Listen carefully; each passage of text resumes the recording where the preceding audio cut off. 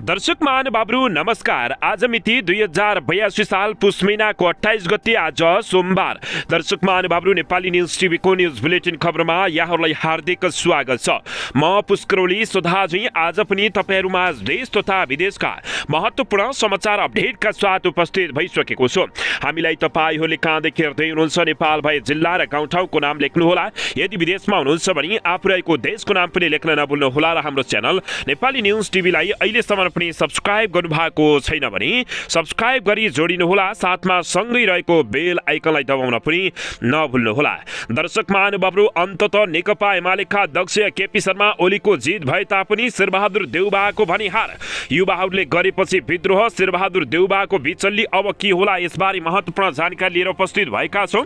काठमाडौँका mayor Balendra Shah KP Sharma ओलीसँग भिड्ने निकै ठूलो राष्ट्रिय स्वतन्त्र पार्टीका सभापति रवि लामिछाने कोसँग भिड्दैछन्, त्यसबारे पनि महत्त्वपूर्ण जानकारी लिएर उपस्थित भएका छौं। देशभर राजनीतिक उथलपुथल, चुनावको माहौल के कस्तो छ, कसको पल्ला भारी, नयाँ दल राष्ट्रिय स्वतन्त्र पार्टीले कसरी ल्याउँदैछ त बहुमत, यसबारे पनि महत्त्वपूर्ण जानकारी। यता नेपाली कांग्रेसमा ठिलो विद्रोह, यसबारे पनि विशेष रिपोर्ट रहेको छ। झापाका राष्ट्रिय स्वतन्त्र पार्टी नेताहरूसँग बालेन्द्र शाहको छलफल, केपी शर्मा ओलीको क्षेत्रमा चुनाव लड्ने मनसाय। राष्ट्रिय स्वतन्त्र पार्टीका सभापति रवि लामिछानेले पनि कहाँबाट गरे त उठ्ने घोषणा, यसबारे महत्त्वपूर्ण जानकारी। सबैलाई शुभकामना, हामी आउँदैछौँ भन्दै बालेन्द्र शाहले के गरे त इङ्गित, यसबारे पनि विशेष रिपोर्ट छ। बहुमत पुर्याए गगन र विश्वप्रकाश शर्माले अन्ततः बन्द सत्रले तय गर्नेछ नेपाली कांग्रेसको भविष्य। गगन र विश्वप्रकाश शर्मालाई एमालेका नेता योगेश भट्टराईले गरे सलाम। देउबालाई गगनले भने आराम गर्नुहोस् भन्ने हामी माया गर्नेहरू हौं, घुमी घुमी आउनेहरू होइनन् भन्दै शेरबहादुर देउबालाई गगनको चेतावनी। शेरबहादुर देउबाको कम्पनीमा खैलाबैला, कांग्रेसको संस्थापनमा किन भयो त खैलाबैला, रणनीति बनाउँदै देउबा। कांग्रेस विशेष महाधिवेशनले देउबासँगै ओलीलाई दिएको सन्देश यस्तो, नेपाली कांग्रेसमा विधि बसाल्न कार्यकर्ताको विद्रोह सफल। शेरबहादुर देउबा भए मर्नु न बाँच्नु। नेपाली कांग्रेस विशेष महाधिवेशन बन्द सत्र आज बिहान 8 बजेदेखि हुने कि अब गगन थापा या विश्वप्रकाश शर्माले पाउलान् त सभापति, यसबारे विशेष रिपोर्ट। कांग्रेसमा निर्विकल्प बन्यो नेतृत्व परिवर्तन। गगन थापा भन्छन् राजतन्त्र फारेर ल्याएको गणतन्त्रमा नेपव्यवी हावी हुँदा जनता आक्रोशित भए। कांग्रेस दास र लासहरूको पार्टी होइन, बाले नबोल भन्दैमा कोही चुप लाग्दैन। गगन थापाको केपी शर्मा ओलीलाई कटाक्ष। बहुमत प्राप्त गरेर देशमा नयाँ वामपन्थी क्रान्ति सरकार बनाउने झलनाथ खनालको भनाई। महामन्त्री द्वयलाई विनोद चौधरीले भने नेपालले कुर्नै नसक्ने अवस्थामा पुग्यो, अब नेतृत्व लिनुहोस्। विशेष महाधिवेशन चलिरहँदा देउबाले आफू पक्षका नेताहरूलाई बोलाए छलफलमा। राजनीतिक दलहरू बीच नवीन समझदारी आवश्यक रहेको अध्यक्ष राजेन्द्र लिङदेलको भनाई। र दर्शक महानुभावहरू नेकपामा उम्मेद्वार आकांक्षीको लड्को, भीम रावलको नाम 3 वटा निर्वाचन क्षेत्रबाट सिफारिस। आगामी निर्वाचनमा पार्टीले युवालाई उम्मेद्वार बनाउने प्रचण्डको घोषणा। शेरबहादुर देउबालाई चन्द्र भण्डारीले भने घेरा छोडेर नेतृत्व हस्तान्तरण गर्न आउनुहोस्।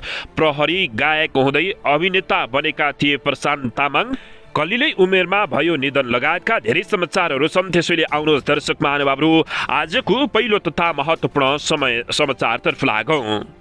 दर्शक महानुभावहरू अन्ततः मरणसन्न हुने गरी कुटाई खाएका शेरबहादुर देउबा नसुध्रिएपछि नेपाली कांग्रेसमा निकै ठूलो विद्रोह भएको छ।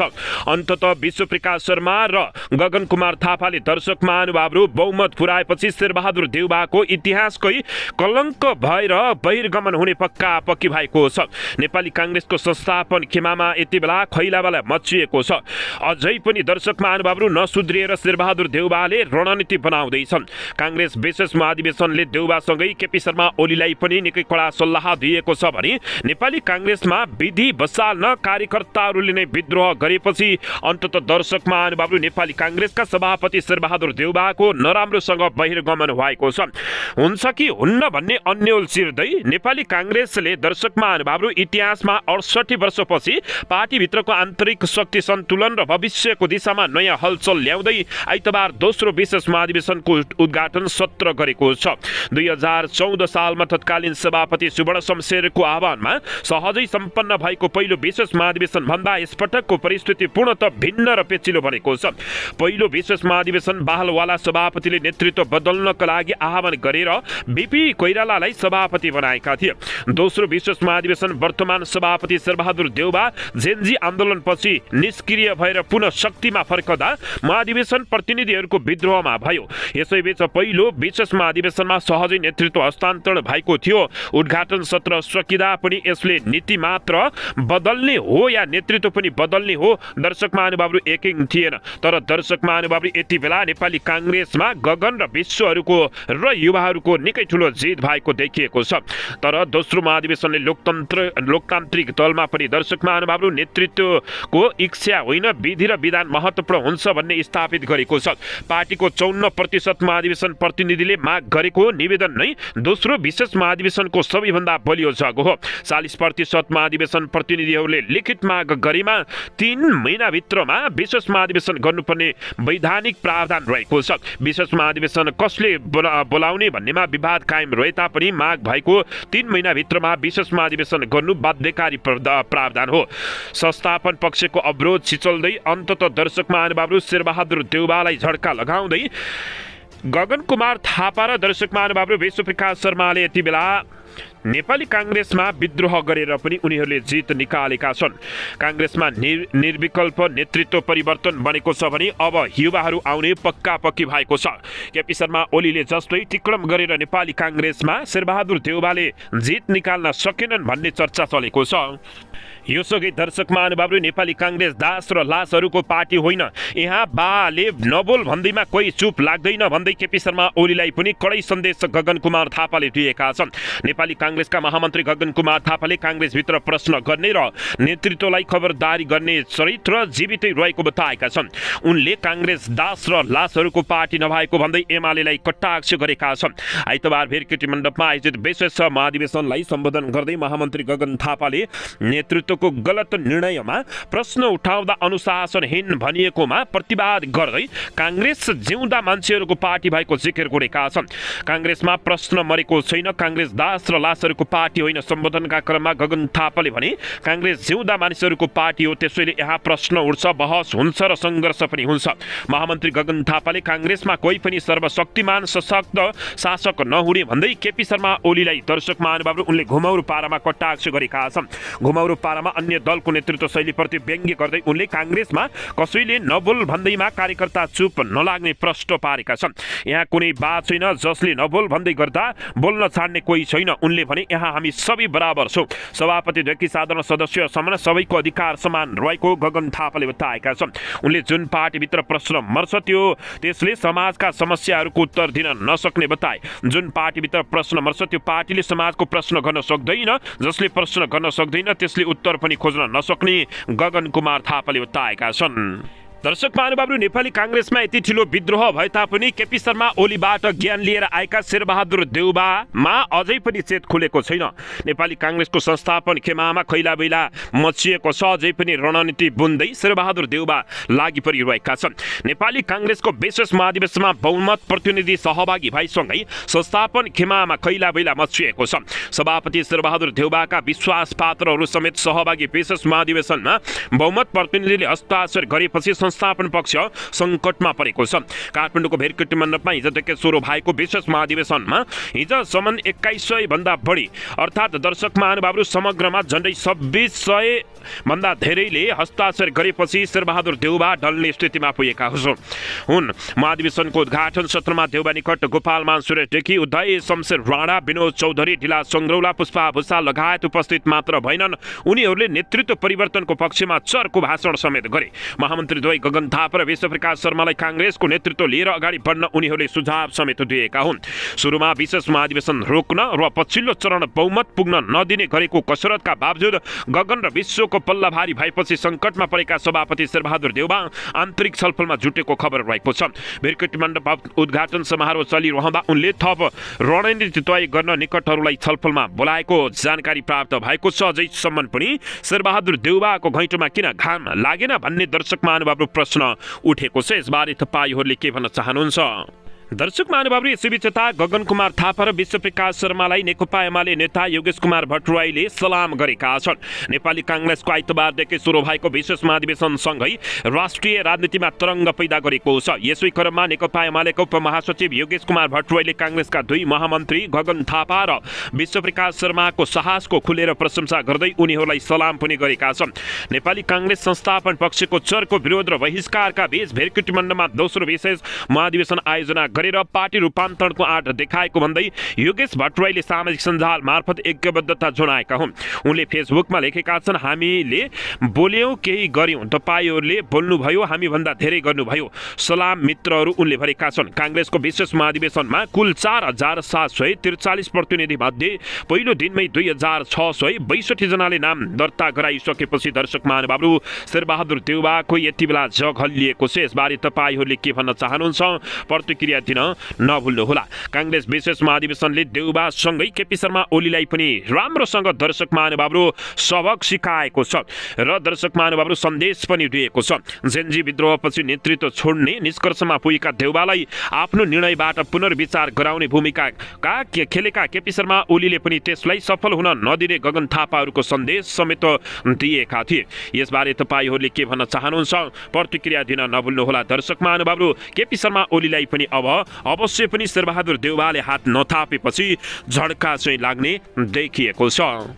दर्शक महानुभावहरू यसैबीच यता झापाका राष्ट्रिय स्वतन्त्र पार्टीका नेताहरूसँग बालेनले छलफल गर्दै केपी शर्मा ओलीको क्षेत्रमा चुनाव लड्ने मनसाय गराएको खुलासा भएको छ। काठमाडौँ महानगरपालिकाका मेयर बालेन्द्र शाह बालेनले झापाका रासपा नेताहरूसँग छलफल गरेका छन्। ललितपुरको जगल स्थित कुमार बेनको घरमा सामूहिक छलफल भएको खुलासा भएको छ। बालेनले झापा क्षेत्र नम्बर 5 बाट निर्वाचन लड्ने तयारी गरेको चर्चा चल्दै आएको छ। सोही सन्दर्भमा छलफल भएको रासपा झापाका सचिव सुस्केराले बताएका छन्। सुस्केराका अनुसार बालेन्द्र शाह बालेनले झापा 5 को वस्तुस्थितिका बारेमा सोधखोज गरेका थिए। झापा 5 नेकपा एमाले अध्यक्ष केपी शर्मा ओलीको निर्वाचन क्षेत्र हो। यहाँबाट चुनाव लड्ने इच्छा बालेनले स्थानीय नेताहरूसँग समेत व्यक्त गरेका छन्। भेटमा जिल्ला झापा सभापति प्रकाश पाठक सहित सचिव सुस्केरा, झापा 3 का क्षेत्रीय सभापति लक्ष्मण बस्नेत, झापा 5 का विभागीय सदस्य विरोध सुवेदी र जिल्ला अनुशासन आयोगका संयोजक अर्जुन उप्रेती सहभागी भएका थिए। यसैबीच बालेनको कोर टिममा रहेका रोहन कार्कीले बालेन झापा क्षेत्र नम्बर 5 बाट उठ्ने संकेत गरेका छन्। राष्ट्रिय स्वतन्त्र पार्टी केन्द्रीय सदस्य समेत रहेका उनले केही बेर अघि फेसबुकमा लेखेका छन्, यसपाला झापा 5 हामी आउनेछौँ, प्रधानमन्त्रीको उम्मेदवार लिएर तयार हुनुहोस् भनेका थिए। दर्शक महानुभावले यसैबीच यता जसपा नेपालका अध्यक्ष उपेन्द्र यादव र लोसपाका अध्यक्ष महन्त ठाकुर बीच पार्टी एकीकरणको सम्झौता भएको छ। जनता समाजवादी पार्टी जसपा नेपाल र लोकतान्त्रिक समाजवादी पार्टी लोसपा बीच आइतबार पार्टी एकीकरण भएको हो। चुनावकै लागि दर्शक महानुभावहरू जे पनि गर्ने नेताहरू मिलेको भन्दै यता आलोचना पनि भएको छ। दर्शक महानुभावहरू जसपा नेपालका अध्यक्ष यादव र लोसपाका अध्यक्ष ठाकुर बीच एकीकरण सम्झौतामा हस्ताक्षर भएको छ। दुई पार्टी बीच 12 बुँदे सम्झौतामा हस्ताक्षर भएको बताइएको छ। पार्टीको संरक्षकमा ठाकुर रहनेछन् भने अध्यक्षमा यादव रहनेछन्। ठाकुर पहिलो वरियतामा र यादव दोस्रो वरियतामा रहनेछन्। एकीकरणपछि पार्टीको नाम जसपा नेपाल र चुनाव चिन्ह छाता रहनेछ। जनता समाजवादी पार्टी नेपाल एकीकृत रूपमा सञ्चालन गर्न एक केन्द्रीय सामान्य समिति रहने समेत बताइएको छ। केन्द्रीय सामान्य समिति 43 सदस्य रहनेछ र केन्द्रीय सामान्य समितिले आफूमध्येबाट 11 सदस्यीय सचिवालय गठन गर्ने जारी विज्ञप्तिमा यस्तो बताइएको छ। दर्शक महानुभावले यसैबीच यता नेपाली कांग्रेसको विशेष महाधिवेशन बन्द सत्र आज बिहान 8 बजेदेखि हुने भएको छ। नेपाली कांग्रेस विशेष महाधिवेशन पक्षधार समूहको आह्वानमा आइतबारदेखि सुरु भएको विशेष महाधिवेशनको बन्द सत्र आज सोमबार बिहान 8 बजेदेखि सुरु हुने भएको छ।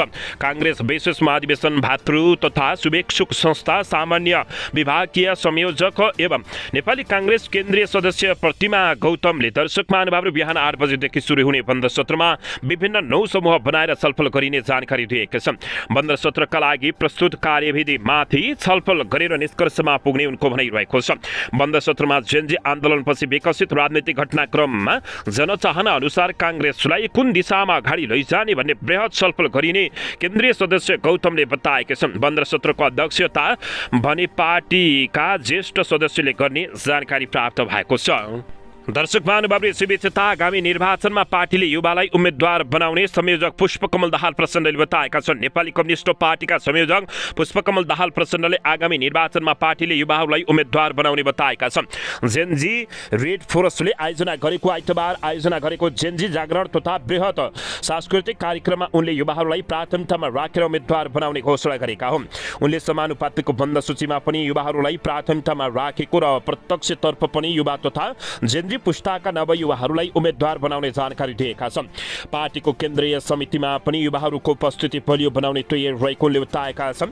उनले भने हामीले अहिले पार्टी निर्माणको क्रममा होस् या चुनावमा समानुपातिक लिस्ट तयार पार्दा होस् या प्रत्यक्ष निर्वाचनमा पनि युवा र नवयुवा जो जेनजी पुस्ताका युवाहरूको रूपमा चिनिन्छ उनीहरूलाई उच्च प्राथमिकता दिने कोसिस गरिराखेका छौँ। हामीले जेनजी पुस्ताको मुस्कान खातुनलाई अगाडि सारेर हजारौँ लाखौँ युवाहरूलाई सम्बोधन गर्न खोजेका छौँ। आउने दिनमा पनि प्रत्यक्ष वा समानुपातिकमा पनि बढीभन्दा बढी युवाहरूलाई र केन्द्रीय समितिमा पनि युवाहरूलाई समेट्ने प्रचण्डले जानकारी दिएका छन्। दर्शक महानुभावले यसैबीच शेरबहादुर देउवालाई नेपाली काङ्ग्रेसका प्रभावशाली नेता चन्द्र भण्डारीले घेरा छाडेर नेतृत्व हस्तान्तरण गर्न आउनुहोस् भनेर सुझाव दिएका छन्। विशेष महाधिवेशनको उद्घाटन समारोहलाई सम्बोधन गर्दै घेरालाई छाडेर नेपाली काङ्ग्रेस नेतृत्व हस्तान्तरण गर्न आउन उनले सुझाव दिएका छन्। किसुनजीका अनुनायी आदरणीय शेरबहादुर देउवा दाई त्यो घेरा छोडेर काङ्ग्रेस हस्तान्तरण गर्न आएको छु भन्नुहोस्। बिरालोको कथा सुनाउँदै उनले भने साथीहरू बिरालोले भन्छ अरे यो घरको मालिक मर्यो भने आगेनमा गएर आगो ताप्ने थिए जबकि अगेना सधैँ तातो रहँदैन दाउरा जोड्ने मान्छे भएन भने अगेना तातो नरहने उनले बताएका छन्। उनले काङ्ग्रेस र नेकपा एमाले दुई ठुला दलले सरकार बनाउँदा राजाले गद्दी छाडेको भन्दा बेहाल अवस्था भएको बताएका छन्। विडम्बना 62-63 जुन राजालाई हामीले तानाशाह भन्यौँ सिरिपेस हस्तान्तरण गरेर आफै गाडी चलाएर हाँसेर गए। हाम्रो नेतालाई जोगाउन हेलिकप्टर चढाएर लैजानु पर्यो त्यो पनि प्रजातन्त्र हो भनेर दर्शक महानुभावहरू चन्द्र भण्डारीले कटाक्ष पनि गरेका छन्। यता भने दर्शक महानुभावहरू विशेष महाधिवेशन चलिरहँदा देउवाले आफू निकट नेता पक्षधारहरूलाई बोलाएका छन्। अब के गर्छन् त्यो भने हेर्न बाँकी छ। काङ्ग्रेस दास र लासहरूको पार्टी नभएको गगन कुमार थापाले चेतावनी समेत दिएका छन्। महामन्त्री द्वयलाई विनोद चौधरीले पनि भने अब नेपालले कुर्नै नसक्ने अवस्था पुगिसक्यो, अब तपाईँहरूले नेतृत्व हस्तान्तरण गर्नुहोस् अर्थात् नेतृत्व लिनुहोस् भनेर दर्शक महानुभावहरू सुझाव दिइसकेका छन्। काङ्ग्रेसमा निर्विकल्प नेतृत्व परिवर्तन भनेको छ। गगन र विश्वप्रकाशमा शर्माले दर्शक महानुभावहरू अब पार्टी सञ्चालन गर्ने पक्की भएको छ। यसबारे तपाईँहरूले के भन्नुहुन्छ? कोइराला पक्षका नेताहरू कर्मश रूपमा विशेष महाधिवेशनको पक्षमा खुल्न थालेपछि उनले भिडियो सन्देश जारी गर्दै एक्लो भए तापनि बिपी सुवर्ण गणेशमान किसुनजी गिरिजा बाबु र सुशील दाईले छाडेको मौलिक आदर्श र सिद्धान्तको पदचापबाट विचलित नहुने उल्लेख गरेका छन्। कोइराला निकट कोशी प्रदेशका पूर्व मुख्यमन्त्री केदार कार्की विशेष महाधिवेशनको पक्षमा खुलिएपछि उनी पनि दर्शक महानुभावहरू झस्किएका छन्। यसबारे तपाईँहरूले के भन्न चाहनुहुन्छ? आफ्नो मनमा लागेको प्रतिक्रिया दिन नभुल्नुहोला। दर्शक महानुभावहरू यसैबीच यता पृथ्वी जयन्तीको अवसरमा केपी शर्मा ओलीले सन्देश छाड्दै आगजानी र विनाशकारी प्रवृत्तिको अन्त्य आवश्यक रहेको बताएका छन्।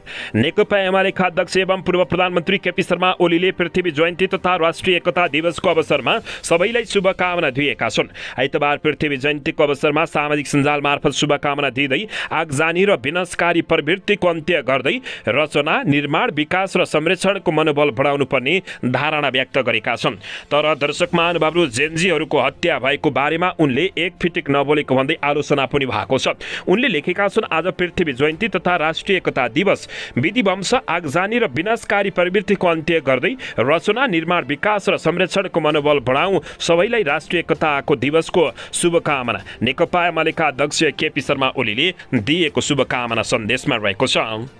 दर्शकबिन नेकपा एमालेका अध्यक्ष केपी शर्मा ओलीले यस्तो शुभकामना दिइराखेको अवस्थामा यता काठमाडौँका मेयर बालेन्द्र शाह बालेनले भने घुस लिने र घुस दिने दुवै राष्ट्रका शत्रु हुन् भनेर शुभकामना दिएका छन्। काठमाडौँ महानगरपालिकाका मेयर बालेन्द्र शाह एवं राष्ट्रिय स्वतन्त्र पार्टीका तर्फबाट प्रधानमन्त्रीका प्रस्तावित उम्मेद्वार बालेन्द्र शाहले राष्ट्रिय एकताको दिवसको अवसरमा शुभकामना दिँदै घुस लिने र घुस दिने दुवै राष्ट्रका शत्रु भएको बताएका छन्। पृथ्वी जयन्तीको अवसरमा आइतबार सामाजिक सञ्जाल मार्फत उनले राष्ट्रिय एकता दिवसको शुभकामना दिएका हुन्। घुस लिने र घुस दिने दुवै राष्ट्रका शत्रु हुन्, बालेनले सामाजिक सञ्जालमा लेखेका छन्। राष्ट्रिय एकता दिवसको शुभकामना भनेर काठमाडौँका मेयर बालेन्द्र शाहले यस्तो लेखेका छन्। यता भने दर्शक महानुभावहरू, राप्रपाको जलपान कार्यक्रममा प्रधानमन्त्री सुशीला कार्की सहभागी भएका छन्। प्रधानमन्त्री सुशीला कार्की राष्ट्रिय एकता दिवसको अवसरमा आज राष्ट्रिय प्रजातन्त्र पार्टीले आयोजना गरेको जलपान कार्यक्रममा सहभागी भएका छन्। काठमाडौँको भेरकेटी मण्डपमा भएको जलपान कार्यक्रममा प्रधानमन्त्री कार्की सहभागी भएकी हुन्।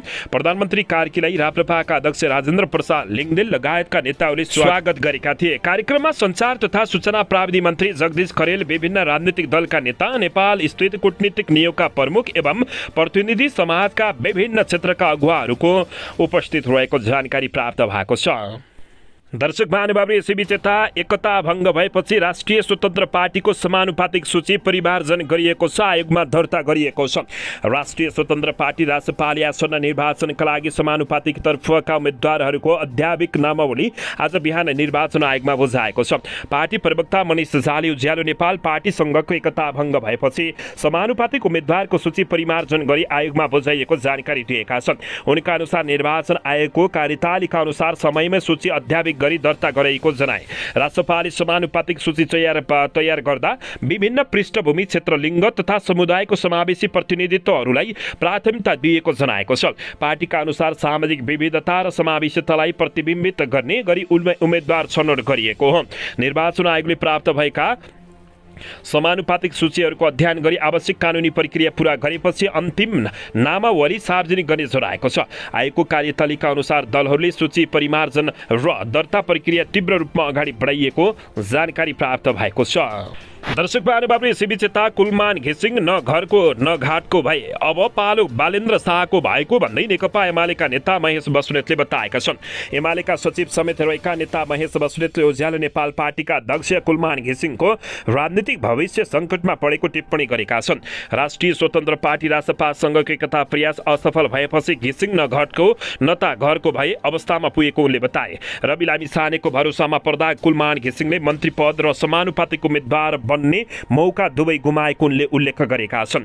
बस्नेतले रवि लामिछानेको राजनीतिलाई माकुराको जालोको संज्ञा तुलना गर्दै त्यसमा परेपछि उम्किन गाह्रो हुने समेत बताएका छन्। उनले नेकपा एमाले र नेपाली काङ्ग्रेस जस्ता पुराना दलहरूलाई चराको संज्ञा दिँदै उनीहरूले यस्ता जालो तोड्न उनीहरूको सक्ने तागत राख्ने तर कुलमान घिसिङ र बालेन शाह जस्ता पात्रहरू पुतली जस्तै भएको टिप्पणी गरेका छन्। अन्तर्राष्ट्रिय शक्तिले बुनेको रविको जालोमा परेर कुलमान अन्धकारतिर धक्कलिएको समेत उनले बताएका छन्।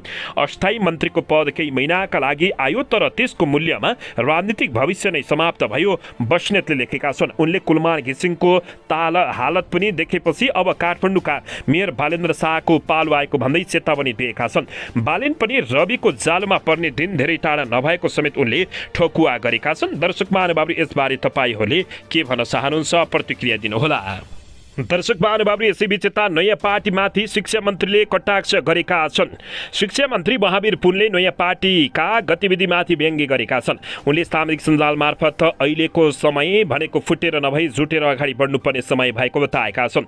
पछिल्लो समय युवा नेताहरूमा देखिएको पदीय झगडाप्रति व्यङ्ग्य गर्दै मन्त्री पुनले यो त पुरानै वृद्ध नेताहरूको जस्तै पारा भएको बताएका छन्। प्रधानमन्त्री पदका लागि युवा नेताहरू बीचमै खुट्टा तानातान हुनु भनेको आफ्नो खुट्टामा आफैले बन्चारो हानि सरह हुनु भएको शिक्षा मन्त्रीको भनाइरहेको छ। मन्त्री पुनले भनेका छन्, ढङ्ग पटक्कै आइन हौ, प्रधानमन्त्री पदका लागि युवा नेता भाइहरू किन तानातान गरिरहेका छौ हो लाखे उनले लेखेका छन्। यो त पुरानै वृद्ध नेताहरूको जस्तै पारा भयो नि, आफ्नो खुट्टामा आफै बन्चारो नहानुम त उनले भने। यो भनेको फुटेर होइन जुटेर नभई नहुने समय भएको समेत उनले बताएका छन्। दर्शक महानुभावले, यसैबीच यता इन्डियन आइडल सिजन 3 का विजेता गायक तथा नेपाली फिल्मका लोकप्रिय नायक प्रशान्त तामाङको निधन भएको छ। परिवारजनका अनुसार उनको दिल्ली स्थित निवासमै निधन भएको हो। हृदयघातको आशंका गरिएको छ। सङ्गीत र अभिनय दुवै क्षेत्रमा प्रशान्त तामाङले उल्लेखनीय योगदान दिएका थिए। सन् 2007 मा इन्डियन आइडल सिजन 3 को उपाधि जित्दै उनले अन्तर्राष्ट्रिय स्तरमा नेपाली भाषीहरूको पहिचान स्थापित गरेका थिए। त्यसपछि नेपाली नेपाली चलचित्र क्षेत्रमा प्रवेश गर्दै उनले थुप्रै फिल्महरूमा समेत प्रदर्शन गरेको र मन जित्न सफल भएका थिए। सरल व्यक्ति, सुरिलो स्वर र प्रेरणादायी करियरका कारण प्रशान्त तामाङ लाखौं दर्शकका प्रिय कलाकार थिए, तर उनले बिचैमा चटक्कै छोडेर सबैलाई गएका छन्। दर्शक महानुभावहरू, उहाँलाई हाम्रो टिमबाट हार्दिक श्रद्धाञ्जली छ। दर्शक महानुभावले यसैबीच यता सिमलताल दुर्घटनाको 6 महिनापछि त्रिशुली किनारामा बसको अवशेष फेला परेको छ। निकाल्ने प्रयास यति बेला जारी रहेको छ। दर्शक महानुभावहरू, नारायणगढ मुगलिन सडक खण्डको सिमलतालमा गत वर्ष पहिरोसँगै त्रिशुली नदीमा बेपत्ता भएका दुई बसमध्ये एउटाको अवशेष फेला परेको छ। तनहुँको आबुखैरेनी गाउँपालिका 5 दोब्राङ बेसी स्थित नदी किनारामा बसको भाग भेटिएपछि अहिले सुरक्षाकर्मी र स्थानीयहरूको सहयोगमा त्यसलाई निकाल्ने प्रयास भइराखेको छ। बस बेपत्ता भएको मुख्य स्थान सिमलतालबाट करिब 200 मिटर मात्रैको दूरीमा तनहुँतर्फको किनारामा बालुवामा पुरिएको अवस्थामा यो अवशेष भेटिएको हो।